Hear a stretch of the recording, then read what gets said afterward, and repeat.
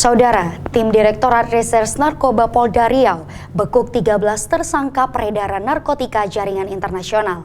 Dari pemeriksaan, peredaran narkotika sabu dan pil ekstasi dikendalikan dari dalam lapas oleh narapidana. Inilah detik-detik para tersangka peredaran narkotika sabu dan pil ekstasi berhasil dibekuk tim Direktorat Reserse Narkoba atau Ditres Narkoba Polda Riau. Dari penangkapan itu, polisi berhasil menyita tas yang berisi sabu dan pil ekstasi. Total ada 13 orang tersangka yang berhasil dibekuk. Para tersangka dibekuk di sejumlah tempat di Provinsi Riau. Para tersangka dibekuk berawal dari tim Ditres Narkoba Polda Riau membekuk 5 orang tersangka saat menjemput sabu di pelabuhan yang ada di Dumai, Riau.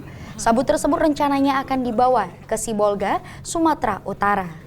Tim kemudian berhasil membekuk tersangka lainnya di lokasi yang berbeda, total 19 kg sabu dan 21.000 butir pil ekstasi, serta 30 butir Happy Five berhasil disita oleh petugas. Barang haram tersebut diduga berasal dari negara Malaysia yang dikendalikan oleh NH, seorang narapidana Lapas Sibolga, Sumatera Utara. Para tersangka diupah 6 hingga 10 juta rupiah dalam sekali mengantar barang haram. Dari hasil pemeriksaan, para tersangka sudah melakukan penjemputan dan mengantar narkotika sabu dan pil ekstasi sebanyak 10 kali. Dan setiap kali beraksi, para tersangka membawa hingga 60 kg sabu. Tidak hanya itu, kepada petugas, para tersangka mengaku sudah 5 kali mengirim sabu ke dalam lapas Sibolga. Dan 1 orang lagi sebagai pengendali ada di lapas narkotika Langkat, Sumatera Utara.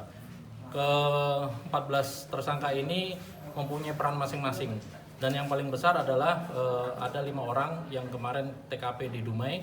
Kita bisa menghasilkan 15 kilo sabu yang bisa kita amankan dan 21.000 butir ekstasi, di mana dari pengembangan tersebut kita mengarah kepada 1 orang yang sekarang ini merupakan narapidana di LP Narkotika di Langkat, dan kita masih mendalami keterlibatannya karena yang bersangkutanlah yang mengendalikan operasi ini.